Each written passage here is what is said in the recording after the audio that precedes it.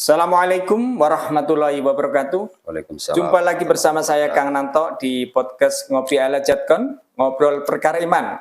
Ngobrol bukan sembarang ngobrol, ngobrol untuk menyelesaikan perbedaan tanpa ada perselisihan untuk Islam rahmatan lil alamin. Dan pada malam hari ini kita akan mengambil tema zikir, pikir dan karir untuk ibadah kepada Allah Subhanahu wa taala. Dan pada malam hari ini kita ditemani dengan narasumber kita, yaitu Kiai Haji Fahru Raji Siddiq, SPDI, MAG, dan beliau juga sebagai guru SMA 67 Jakarta, dan Roes Surya, pengurus ranting NU Ciracas, dan masih banyak beliau jabatannya. Dan pada malam hari ini, beliau menyempatkan diri, meluangkan waktu untuk hadir di studio podcast ini untuk ngobrol-ngobrol atau berbincang-bincang mengenai ilmu yang bisa kita gunakan untuk kehidupan sehari-hari. Dan untuk lebih keakraban kita kepada beliau, tentunya berkenan untuk menyampaikan biografi beliau. Silakan, Kiai. Baik, Assalamualaikum warahmatullahi wabarakatuh. Waalaikumsalam warahmatullahi wabarakatuh. Terima kasih Kang Nanto yang telah memberi waktu kepada saya, juga kepada para pemirsa yang hadir menyaksikan podcast ini. Pertama tentu saya bersyukur karena bisa bersilaturahim, berbagi pengetahuan dengan saudara-saudara saya. Yang kedua, saya diberikan kesempatan untuk disebutnya menyampaikan tema ini semata karena insya Allah karena Allah Subhanahu Wa Taala. Kalau ada baik ya diambil, kalau tidak ada kebaikan ya nggak usah diambil begitu. Secara instansi saya mengajar di sebuah sekolah negeri di SMA Negeri 67 Jakarta. Di lingkungan saya juga dipercaya sebagai Rois Surya, pengurus ranting NU Ciracas. Kemudian di komunitas Jatkon saya juga pengasuh, kemudian di pesantren Ihya Ulumuddin saya juga sebagai aktivis di sana, dan di beberapa masjid saya juga megang kegiatan taklimnya. Dan saya biasa dikenal nama formalnya Fahru Roji, begitu iya. Cuman karena orang tua saya namanya Siddiq, maka disebut Fahru Roji Siddiq gitu. Nama Siddiq itu saya sematkan sejak orang tua saya meninggal, bapak saya meninggal. Jadi tadinya sih Fahru Roji saja, begitu orang tua atau bapak meninggal, saya sematkan untuk niat inilah jasa bapak saya yang beliau torehkan mencetak kadernya atau anaknya bisa seperti saya. Bukan karena saya bisa seperti ini oleh diri sendiri, tapi karena beliau lah. Begitu, orang tua saya. Iya. Nah, adapun yang lainnya, anak saya yang pertama sudah sedang kuliah di UIN Ciputat Jakarta, sudah semester 2 ngambil PAI dan juga sambil mesantren di Pondok Pesantren Mihrabul Muhibbin yang diasuh oleh Kiai Haji Ahmad Shodiq. Beliau juga selaku dosen di UIN Jakarta. Nah, anak saya yang kedua mondok pesantren di pesantren Kebon Nurjati, tepatnya di Kecamatan Kadipaten, Kabupaten Majalengka. Yang kedua masih kelas 2 sanawiyah, sekarang naik kelas 3 kalau dulu ya, kalau sekarang namanya kelas 9. Itu. Yang lainnya, anak yang lainnya, yang dua terakhir, tadi 2 laki-laki, yang kemudian yang terakhir 2 perempuan. Yang pertama sudah naik kelas 4 SD, yang keduanya, yang terakhir yaitu masuk ke TK, baru masuk ke TK. Nah, itu biografi saya. Orang tua saya sudah tidak ada semua, begitu juga mertua, sehingga saya untuk saat ini kurang semangat pulang kampung gitu, Pak Janata. Karena waktu masih ada ya. Dulu masih ada orang tua sih, wah semangatnya luar biasa. Ya. Gitu aja dulu ya biografinya, kan udah pada kenal ya. Baik, Kiai. Ini podcast kita ini yang kedua kali, Kiai, ya. Di studi ini ya, Kiai. Yang pertama di rumah Kiai. Baik, Kiai, Untuk tema pada malam hari ini itu sangat menarik sekali, Kiai. Karena tema pada malam hari ini adalah zikir, pikir, dan karir untuk ibadah kepada Allah Subhanahu wa Ta'ala.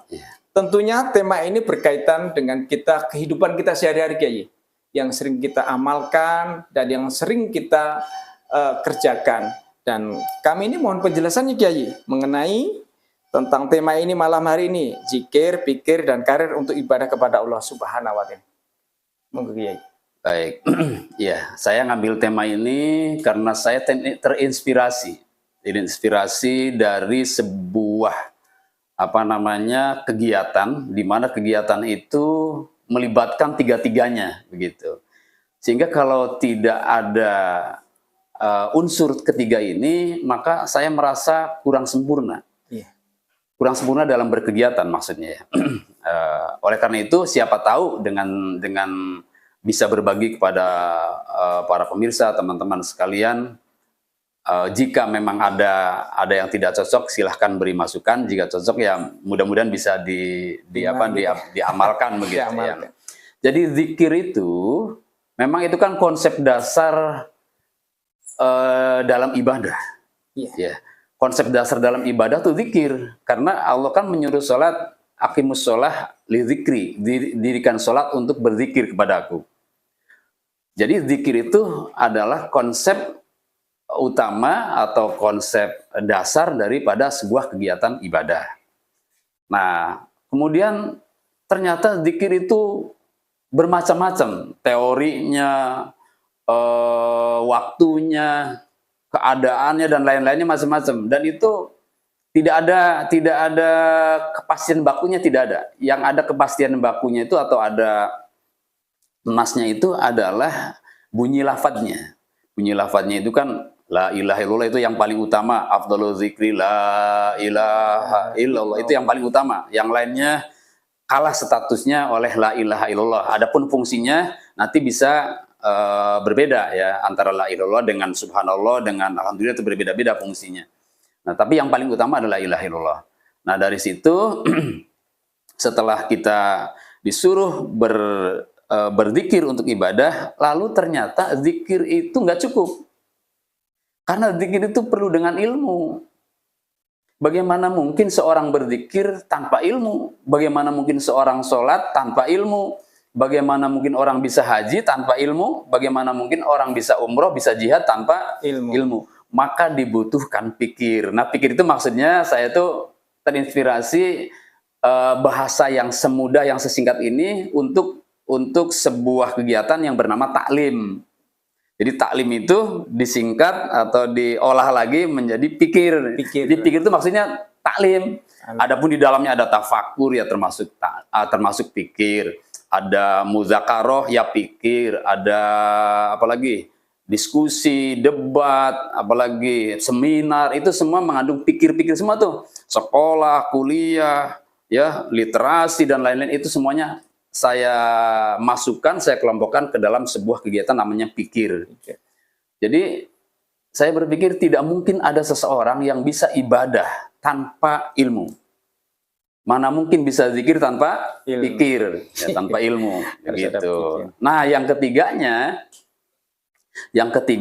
itu adalah karir. Karir ini kan seakan-akan berkaitan dengan sebuah jabatan, sebuah kenaikan penghasilan, sebuah strata kehidupan sosial. Saya lihat karir itu bukan bicara itu sesungguhnya, atau tidak hanya melulu bicara itu. Jadi karir itu, ya kita boleh dong berbicara karir dalam kualitas agama. Masa kita selamanya mau beribadah seperti anak TK? Kan pengen seperti anak SMP, seperti anak SMA, seperti orang kuliah, kan gitu kan ya? Cara ibadah itu begitu stratanya. Maka saya ingin berbicara atau ingin mengajak, carilah karir dalam ibadah. Nah, nanti keterangan para guru kita tuh termasuk Al-Imam Al-Ghazali juga menstratakan ibadah itu ada tingkatan ta'abbud, ada tingkatan taqarrub, ada tingkatan tahabbub, ada tingkatan tahakkuk. Nah, 4 ini tingkatannya. Kalau ta'abbud ini yaitu orang beribadah hanya mengharap apa yang Allah berikan kepadanya. Misalnya, kalau ibadah kamu dapat surga, kalau ibadah kamu dapat bidadari, kalau ibadah kamu dapat balasan. Itu namanya tingkatan pertama nih. Kan tidak sedikit orang di tingkatan ini kan ya. Iya. Sedekah, kenapa sedekah? Biar dapat imbalan. Tuh, di tingkatan ini ibadahnya nih. Masih mengharap ya. Masih mengharap. Jadi apalagi, kenapa sholat? Takut dihukum oleh Allah di neraka atau pengen masuk surga. Tapi udah benar ini ibadah ini udah benar, cuman tingkatan ibadahnya masih di bawah begitu. Lalu naik lagi pada tingkatan taqarrub namanya. Korup. Jadi ibadahnya itu bukan karena ingin tadi sesuatu yang Allah berikan, tapi semata ingin dekat kepada Allah. Tuh, beda kan? Beda. Coba deh, misalnya Pak Jananto nih, dulu sebelum nikah dengan ibu nih, coba. Ya kan? Beda ya. Beda dengan mengharap pemberiannya.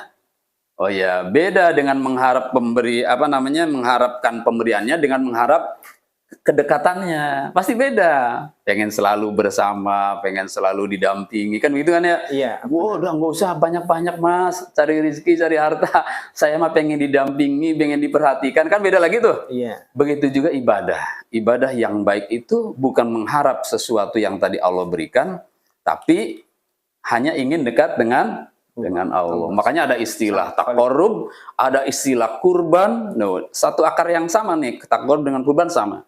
Maka dari itu, jika kita berkonsep ibadah dengan konsep seperti ini, insya Allah kita bisa lebih dekat dengan Allah. Nah, ada lagi yang ketiganya, Pak Jananto. Yang ketiganya yaitu tingkatan tahabbub. Tahabbub. Apa itu tahabbub?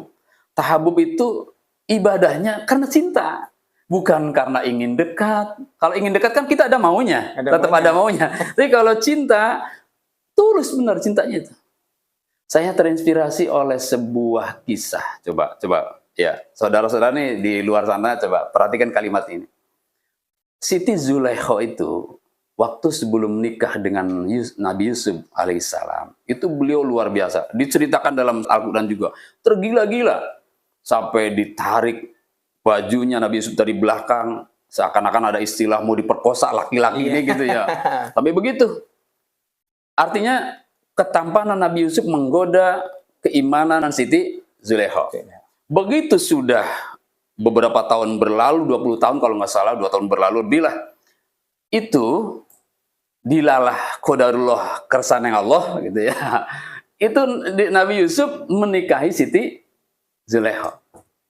Singkatnya begitu ya, Begitu nikah dengan Nabi Yusuf, itu kan semakin dekat tuh. Komunikasi semakin terjalin dengan baik, nasihat tersampaikan, terus kemudian diskusi berjalan, sehingga kemudian semakin kenal, semakin cinta Siti Zulaikha kepada Allah Subhanahu wa taala dengan wasilahnya Nabi Yusuf.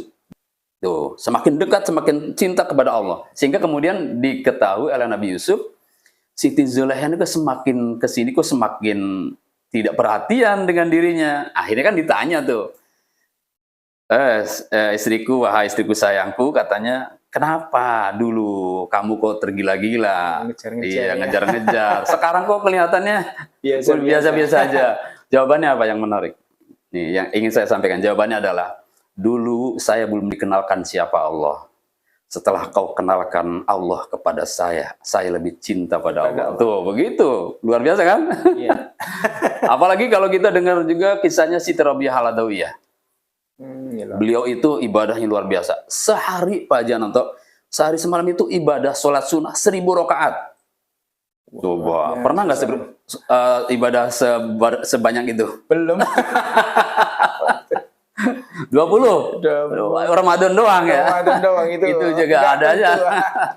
Iya. 1000 rakaat. Sehingga muridnya juga terheran-heran. Apa herannya? Saya sampai beliau ditanya begini. Wahai Tuan Guru, Anda ini ibadah kok begitu kelewatan gitu banyaknya gitu ya. Lalu apa yang Anda cari? Lalu beliau menjawab, saya hanya ingin membahagiakan Nabi saya, Nabi Muhammad SAW. Tuh, berarti kan nggak cari apa-apa tuh ibadah. Ternyata ada orang di tingkatan ibadah seperti ini tuh. Ingin ibadah, ibadahnya hanya ingin karena ingin dekat, ingin membahagiakan Rasulullah SAW. Karena Rasulullah nanti jadi saksi, umatnya di sidang tuh jadi saksi. Ya, disaksikan oleh Nabi Muhammad. Maka umatnya yang paling bagus adalah umat yang tidak banyak dihisab. Itu yang membahagiakan Nabi. Nah, itu tujuan saya mengapa ngambil tema ini, karena menurut saya menarik dan menginspirasi saya. Kurang lebih seperti itu. Nanti kalau ada hal-hal yang lain bisa ditanyakan lagi. Baik ya, luar biasa ya penjelasannya. Mudah-mudahan para pemirsa yang di luar sana ini bisa memahami dan bisa menjalankan apa yang tadi disampaikan oleh narasumber kita. Dan kalau pikir, zikir, dan karir itu suatu yang dapat dipisahkan atau memang sendiri-sendiri aja? Ya, sebetulnya dia konsep sendiri-sendiri. Ya, konsep itu sendiri-sendiri. Makanya kan kita ini tergantung kapasitas kemampuan kita menerima konsep itu. Kalau ada orang yang baru sebatas menerima konsep zikir saja, ya dia hanya rajin zikir saja. Yang didatangi majelis-majelis zikir, gitu. Ya kan, kehidupannya tiap hari tasbih, masuk kamar zikir lagi. Ya, ada lagi orang yang tipe kedua, sama zikir nggak suka, maunya diskusi, taklim, debat. Dan dua-duanya ada ininya, ada apa disebutnya, ada fadilahnya, ada keuntungannya, ada manfaatnya. Yang ketiga, karir terus yang dicari. Masuk organisasi, bahkan ada juga yang kurang baik masuk organisasinya. Ada apa namanya, suap sana, suap sini. Padahal itu kadang terjadi di organisasi Islam. Nah, itu berarti mencari karir. Nah, bagi orang yang bisa merangkum, meramu ketiga konsep ini, dia akan berjalan beriringan. Di saat diskusinya zikir, di saat zikirnya berpikir, begitu. Makanya ada kalimat atau ada hadis Nabi yang mengatakan at-tafakkuru sa'atan khair min alfi ibadah. Tafakkur satu saat itu lebih utama daripada 1000 rakaat ibadah. Karena fikir itu mengilhami atau mendasari, ya, menjadi ruh daripada semua kegiatan ibadah. Alhamdulillah, ya, alhamdulillah. Mudah-mudahan bisa dipahami ini apa yang disampaikan barusan ini. Dan ini Kiai, jika dikir, pikir dan karir dijadikan sarana menuju Allah Subhanahu wa Ta'ala, adakah tingkatan ibadah manusia dalam agama Islam, Kiai? Ya, tadi sudah disampaikan di awal ya, bahwa orang yang paling utama dalam pandangan Imam Ghazali ini, penemuan beliau ini, konsep beliau ini adalah orang yang paling nyata ibadahnya berdasarkan cinta dan ingin dekat. Jadi kalau kita beri strata itu mana ibadah, itu tadi yang pertama tingkatannya ta'abbud, yang kedua tingkatannya adalah taqarrub, yang ketiganya adalah tahabbub, dan yang keempatnya tahakkuk. Begitu. Yang paling tinggi tahakkuk nih. Tahakkuk ini tingkatan ibadah yang di segala detiknya, di setiap geraknya itu udah murni ibadah pada Allah. Jadi tidak ada istilah lalai. Dengan Allah tuh nggak lalai. Inilah para nabi. Para nabi. Di tingkatan ini nggak ada yang selain para nabi yang bisa. Sampai beliau ada istilah Isra Mi'raj, ada istilah menerima wahyu terang-terangan gitu kan. Karena memang menyaksikan dengan mata dohir dan batin kekuasaan Allah yang luar biasa. Sehingga ibadahnya yang lain ya udah gitu. Itu tingkatan tertingginya. Jadi tingkatan pertamanya kalau menurut konsep Al-Imam Al-Ghazali ini adalah ta'abbud yang tadi disebutkan di awal, ibadah karena hanya semata ingin mengharap pemberian imbalan atau hadiah dari Allah Subhanahu wa Ta'ala. Di tingkatan ini udah benar. Cuman jangan sampai begini maksudnya. Orang di tingkatan ibadah ini kok udah bertingkah di tingkatan ibadah yang kedua dan ketiga. Jadinya apa ya? Nggak matching. Jadinya bisa-bisa nggak benar. Kan ada istilah begini. Imam Malik mengatakan, man tasawwafa bila tafaqquhin faqad tazandaq wa man tafaqquha bila tasawufin faqad tafassak. Siapa yang berfikih tanpa tasawuf, dia akan menjadi fasik. Siapa yang bertasawuf tanpa fikih, dia akan menjadi zindik. Nah, ini yang tadi kaitannya adalah bila kita hanya mengambil satu konsep itu saja, bisa terjadi seperti ini. Gitu ya. Jadi tingkatan ibadah kalau saya setuju itu ya. Yang lain mungkin ada yang membahas dengan konsep lain lah. Kita disebutnya ya fair, persilakan mau ngambil konsep yang mana. Kalau saya suka dengan pendapat ini tadi Al-Imam Al-Ghazali ini. Baik, terima kasih. Luar biasa ini. Berdasarkan pengalaman rohani, apa yang menyebabkan Kiai Haji mengambil tema ini, Kiai Haji? Pengalaman rohani setiap kita tentu berbeda-beda ya. Ada yang pengalaman rohaninya lewat mujahadah, ada yang pengalaman rohaninya lewat zikir, ada yang pengalaman rohaninya lewat taklim, lewat sedekah, lewat macam-macam lah. Adapun saya, pengalaman rohani, kenapa mengambil tema ini? Karena saya berkecimpung di tiga hal ini, di tiga konsep ini, di tiga konsep ini selalu terus disebutnya tuh saling berpacu, terus kemudian saling sinergi. Nggak boleh kita ketinggalan karir, walaupun katakanlah karir itu misalnya kita bicara masalah duniawi lah, tapi kalau konsepnya untuk ibadah dunia itu kita menjadikan sarana ibadah. Misal ya, karir sebagai gubernur yang lagi viral kan, ada Pak Dedi, ada Pak Pramono, gitu kan ya.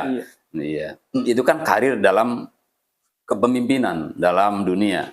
Tapi kalau mereka saat sebelum menjabat itu berpikir bagaimana memajukan masyarakat, mensejahterakan mereka, pendidikannya tidak juga diabaikan, ibadahnya dan lain-lainnya, itu saya kira itu disebutnya karir yang mahal, karir yang bagus, dan perlu kita contoh karir seperti itu, ya. Maka dari itu, bila mana mereka terinspirasi oleh konsep tadi, karirnya lewat ini, asalkan diarahkan kepada ibadah pada Allah Subhanahu wa Ta'ala. Makanya saya katakan kepada anak-anak saya nih, terutama yang sekolah-sekolah di negeri, ya, kalian nggak dilarang kok jadi polisi, silahkan jadi polisi, jadi dokter silahkan, jadi TNI silahkan. Cuman harus ingat, yang paling mulia di sisi Allah itu manakala kalian menuju ke arah sana, konsepnya adalah menjadi orang yang bermanfaat. Nah, saya punya jamaah di Narogong, Bekasi, ibu-ibu ngaji sama saya sudah 7 tahun. Sehingga saya mungkin merasa berterima kasih, saya diberangkatkan haji sama beliau. Salah satu anaknya itu ada yang jadi dokter, kemudian lanjut S2-nya ke luar negeri, spesialis ngambil. Dan ternyata konsepnya begini, saya tertariknya. Nah, kalau kamu katanya jadi ibunya tuh jabatannya waktu itu lupa saya. Itu kurang manfaatnya katanya gitu. Tapi kalau kamu jadi dokter, nanti kamu ke daerah terbelakang, terpencil, kamu dibutuhkan. Nah, itu konsep seperti itu yang harus dipikir. Jangan sampai begini, enak jadi dokter duitnya banyak. Nah, itu duniawi. Jadi salah konsep saja. Itu bisa berbeda nilainya. Maka perlu iman, ya, perlu dzikir, perlu pikir, perlu ilmu untuk menuju karir yang benar. Itu. Jadi sekali lagi kalau ditanya apa pengalaman rohani yang melatar belakangi saya menyampaikan tema ini, karena saya terus berpacu, terus mengiringi, yang mengawal 3 konsep ini di setiap hari saya. Saya harus berorganisasi, saya harus taklim menyampaikan ini, saya juga harus membersamai zikir, gitu.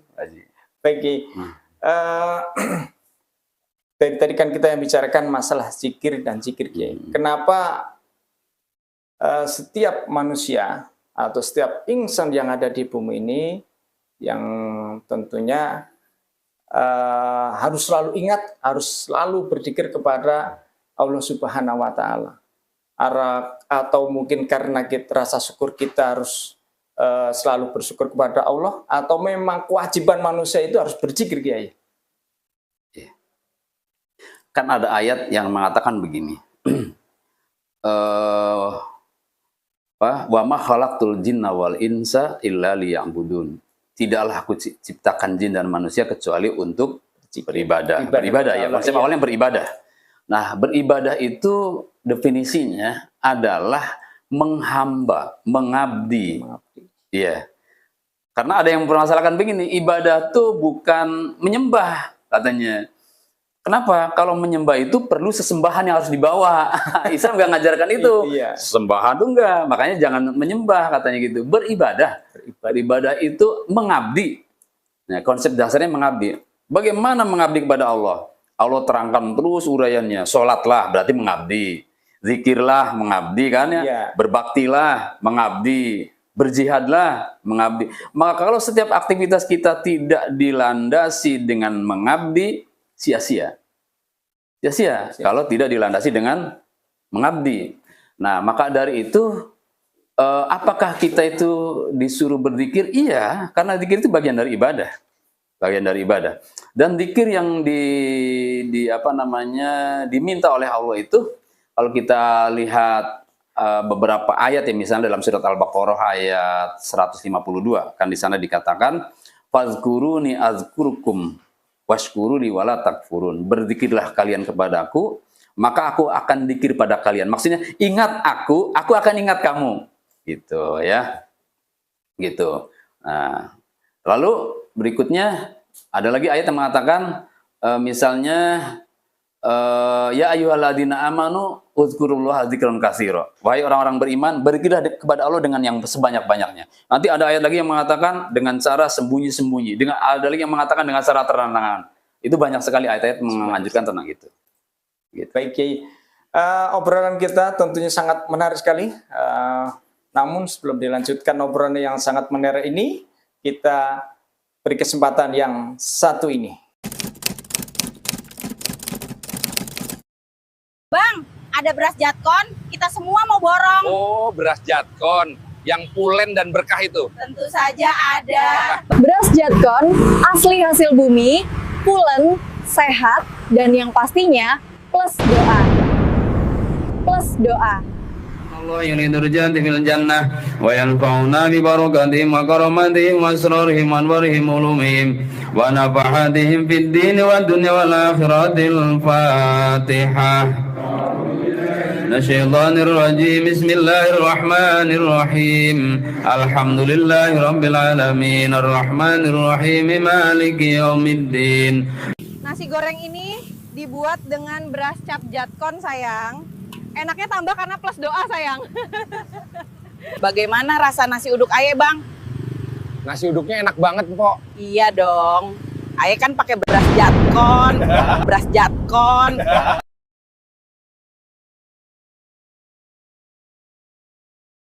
Baik pemirsa, kita lanjutkan obrolan atau berbincang-bincang pada malam hari ini bersama narasumber kita. Tentunya akan menarik lagi jika kita akan mendengarkan perbincangan selanjutnya.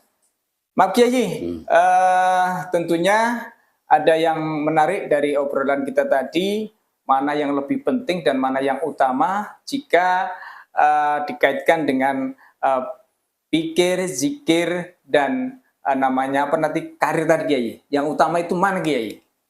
Iya. Jadi itu kalau dipisahkan begitu ya. Kalau dipisahkan itu yang utamanya mana gitu maksudnya. Iya. Zikir, karir, dan pikir. Nah, begitu. Biar kita nanti jangan sampai meninggalkan yang lebih utama, mengambil yang tidak utama. Iya. Itu konsep yang kurang gitu cerdas ya. Iya, baik. Kalau menurut saya nih ya, berdasarkan kitab-kitab yang saya baca juga, kesimpulan saya ini, saya bawa kitab Al-Imam Ghazali, namanya Ihya Ulumuddin kitabnya nih. Ya, saya sudah sampaikan juga sebagian kepada jamaah tentang fadilah ilmu, fadilah taklim, fadilah ta'alum, dan lain-lain. Keutamaan-keutamaan pikir di dalam hal ini. Zikir memang adalah konsep ibadah, ya. Dan pikir adalah sarana untuk memudahkan konsep itu menuju Allah. Menuju Allah Subhanahu wa taala. Selama sarana ini tidak diberi, tidak difasilitasi, maka zikir itu tidak akan sampai. Maka dari situlah ya, atau ibadah itu tidak akan diterima oleh Allah kalau tidak diiringi dengan ilmu. Misalnya nih, sholat. Iya, sholat itu amalan utama. Maka bahkan Rasulullah mengatakan begini, awalu ma yuhasabu bil abdu as-sholah.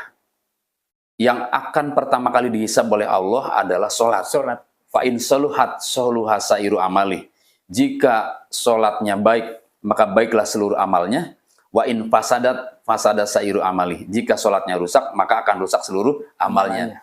Nah, sholat yang baik dan yang tidak baik, sholat yang benar dan tidak benar itu kan akan dipengaruhi oleh ilmu. Ya enggak? Iya.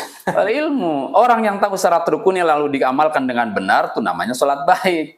Orang yang tahu syarat rukunnya berarti dia punya ilmu. Sehingga dengan demikian, kalau ditanyakan mana yang utama, saya memilih ilmu. Ilmu. Ada yang menarik nih dari sabda Nabi yang tertera dalam kitab ini. Kitab ini mengatakan begini, sabda Nabi mengatakan begini. Innakum asbahtum fi zamanin katsirun fuqaha'uh qaliulun qurra'uh wa khutoba'uh. Kalian hidup, ini sabda Nabi kepada para sahabatnya. Kalian hidup di masa di mana banyak ahli fikihnya, sedikit ahli ceramahnya dan ahli kiroahnya. Coba diresapi dulu. Kalian hidup di zaman di mana banyak ahli fikihnya, sedikit ahli ceramahnya. Itu saja ada dua aja. Yang menyampaikan Iya, ahli ceramah itu kan berarti retorika. Iya, tapi fikih itu paham. Tentang agama itu paham. Maka ketika itu bisa diamati dari pertanyaan-pertanyaan para sahabat, tidak ada yang bertanya ini hukumnya apa, ini hukumnya apa.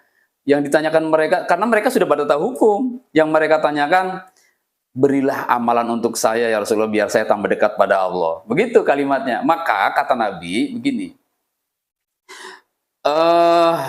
al-amal fihi khairum minal ilm. Amal saat itu lebih utama dari ilmu. Berarti saat itu yang utama ilmu. Enggak, amal lebih utama daripada ilmu. Berarti saat itu yang utama amal. Ya kan? Pada saat Rasulullah. Di saat Rasulullah. Ya. Karena ilmunya sudah pada punya. Sudah mapan semua. Sudah mapan semua ilmunya. Maka kata Nabi, al-amal fihi khairum minal ilm. Amal pada saat ini lebih utama daripada ilmu. Nanti kata Nabi, wasayati alannas zamanun qalilun fuqaha'u katsirun khutoba'u. Akan datang satu masa di mana masa itu banyak ahli ceramahnya, sedikit ahli fikihnya. Coba. Makanya saya waktu ada lomba dai kecil itu tuh ya, lomba ceramah, sebetulnya dalam hati sih nggak setuju. Karena biasanya mental mereka tuh setelah lulus dari kursus itu merasa pengen ceramah, pengen nyeramain orang. Iya. Iya. Akhirnya yang ditonjolkan adalah retorikanya, mimiknya, atau apa namanya disebutnya kamuflasenya, bukan ilmunya. Iya.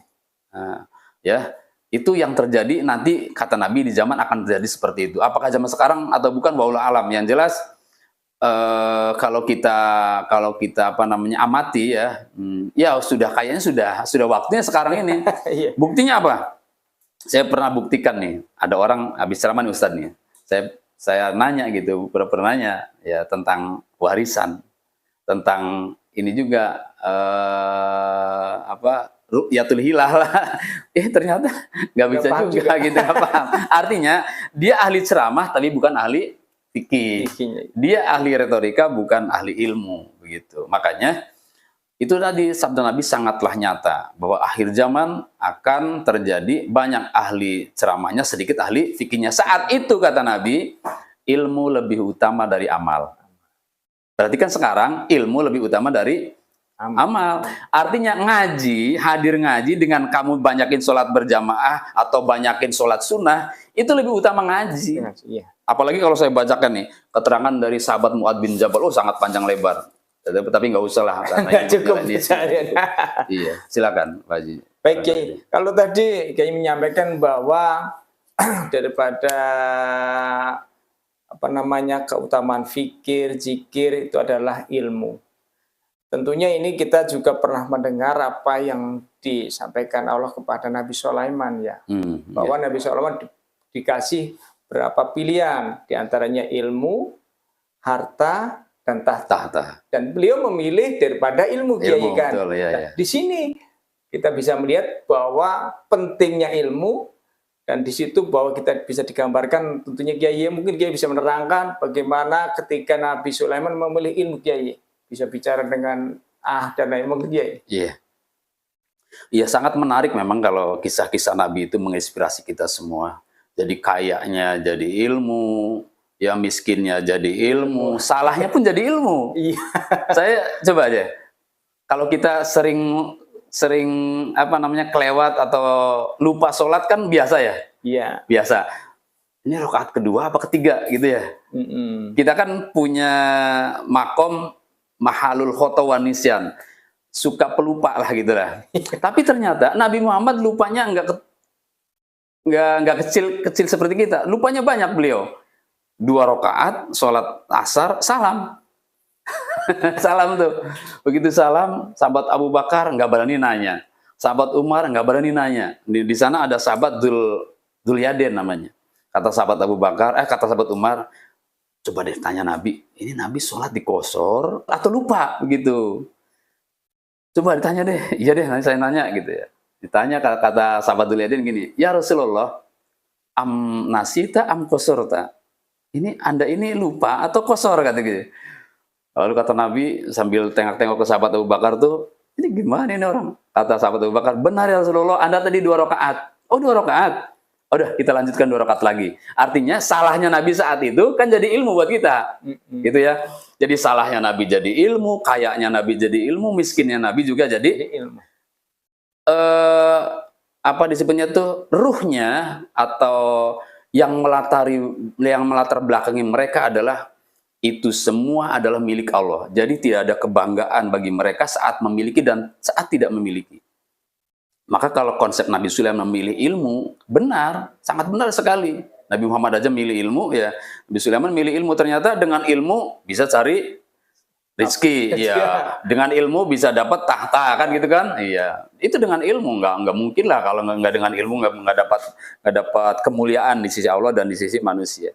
Jadi kalau begitu, maka kalau bicara ayat tentang Nabi Sulaiman ketika ketika disuruh memilih, ya ada ayatnya, cuman mohon maaf saya lupa itu letak ayatnya ya.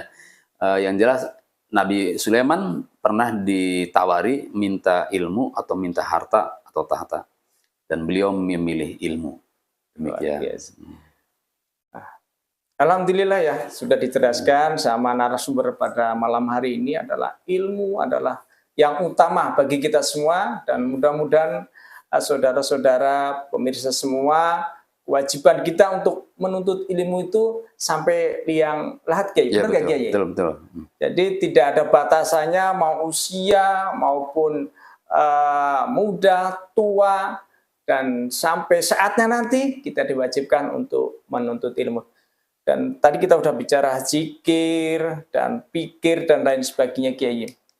Dan kalau kita berdoa, itu kan tidak selalu dikabulkan, Kiai. Tidak harus hari ini atau besok. Mungkin Allah itu punya rencana lain, Kiai. Itu, Kiai. Mohon penjelasannya, Kiai. Baik. Ya ini sekali lagi ya, pengetahuan atau pikir perlu kita miliki. Konsep zikir, konsep doa, ya kalau tidak dengan pikir atau dengan ilmu, itu juga akan salah. Bisa fatal salahnya. Misalnya begini, fatalnya nih ya. Saya berdoa kok nggak dikabul-kabul ya? Apa ganti Tuhan aja ya? Itu kan berarti konsep berpikir yang salah ya? Iya. Salah itu. Atau Tuhan itu ada enggak sih? Itu kan berarti fatal salahnya. Iya. Agak tidak fatalnya atau menengahnya. Udah deh, malas doa nggak pernah dikabul. Itu setengah fatal tuh. Oh, iya. Maka dengan ilmu akan kita tahu begini. Seorang sahabat Nabi, waktu itu Nabi bertanya begini, Widar, tahu nggak di surga itu ada sebuah gedung istana lengkap dengan fasilitasnya. Ada bidadarinya, ada kalau kita bicara sih apa namanya kulkasnya, AC-nya, buah-buahannya, lengkaplah pelayannya. Tahukah itu buat siapa? Lalu Abi Dzar menjawab, wallahu a'lam wa rasuluh. Allah dan Rasul yang tahu katanya gitu. Kata Rasul, itu fasilitas buat hambanya, buat orang Islam yang saat berdoa di dunia nggak dikabul. Coba. Ditunda. Ditunda. Diberi di sana. Ternyata kita tuh di sini nggak diberi, di sana diberi. Jadi kalau kita tahu ilmu tentang ini nggak bakal putus asa, nggak bakal punya kesimpulan tadi, udahlah, nggak usah berdoa, ya. Iya. Atau kita ganti Tuhan saja. Nah, itu akhirnya yang fatal. Makanya ilmu penting sekali lagi. Ya. Berarti Itu. rezeki yang tertunda itu nanti akan diberikan di surga atau nanti di kemudian hari. Karena mungkin kalau diberikan sekarang orang ini akan berbuat maksiat dan lain sebagainya gitu Kiai ya. Iya, bisa jadi seperti itu. Baik Kiai, sebelum kita akhiri obrolan pada kesempatan hari ini, tentunya ada inovasi-inovasi atau kesan-kesan yang menjadikan bertambahnya atau semangatnya kami untuk mencari ilmu. Monggo Kiai.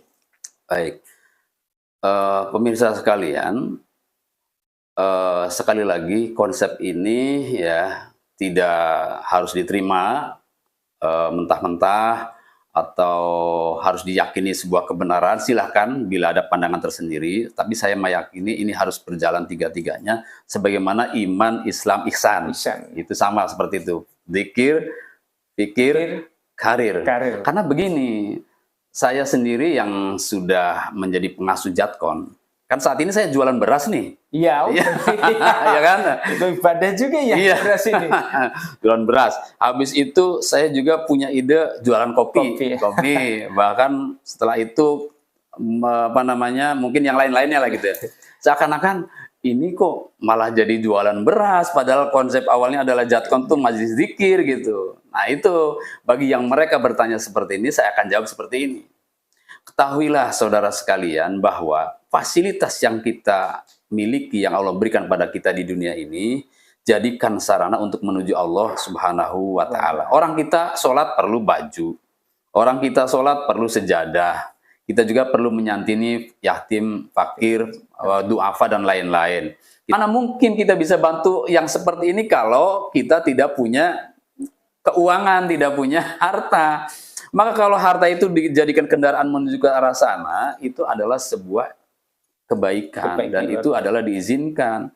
Dan oleh karena itu ya saya sekali lagi berpesan terutama kepada murid-murid saya baik yang di pesantren maupun yang di sekolah, ayo jadikan semua yang kita miliki, tenaga, pikiran, lalu kemudian menjadi ilmu dan menjadi amaliyah, tujulah tujuan hidup kita yaitu menuju Allah Subhanahu wa Ta'ala. Karena jika tidak demikian, maka akan menjadi orang yang merugi. Merugi sebagaimana yang telah difirmankan oleh Allah, wal asri innal insana lafi khusr. Kecuali illal ladzina amanu wa amilus solihat. Bagaimana mungkin bisa amanu wa amilus solihat jika tidak dengan ilmu? Maka yang bisa menyebabkan orang bisa beriman dan beramal soleh harus dengan ilmu. Apalagi ditambah tadi sabda Nabi, di zaman sekarang ini ilmu lebih utama daripada amal. Maka jangan berhenti ngaji sampai wafat, sampai ruh dicabut nyawa. Jangan berhenti ngaji. Karena ketidakbisaan kita saat ibadah diiringi dengan terus-menerus belajar, Allah akan memaafkannya dan Allah akan memberikan pahala terus. Demikian statement saya, closing statement saya, mudah-mudahan bisa diterima. Apabila dari saya ada yang kurang, tentu saya mohon maaf. Dan bila mana ada kritik dan saran atas keterangan saya yang tidak pas dengan akidah tentunya atau dengan Quran hadis akan saya ralat. Terima kasih, demikian itu saja dulu. Baik Kiai, terima kasih atas kehadiran pada kesempatan hari ini. Dan jangan lupa sedulur semua, pemirsa yang ada di luar sana, selalu bersama kami podcast Ngopi ala Jadkon. Subscribe, like, komen, dan share. Bersama saya, Kang Nanto. Wassalamualaikum warahmatullahi wabarakatuh. Waalaikumsalam warahmatullahi wabarakatuh.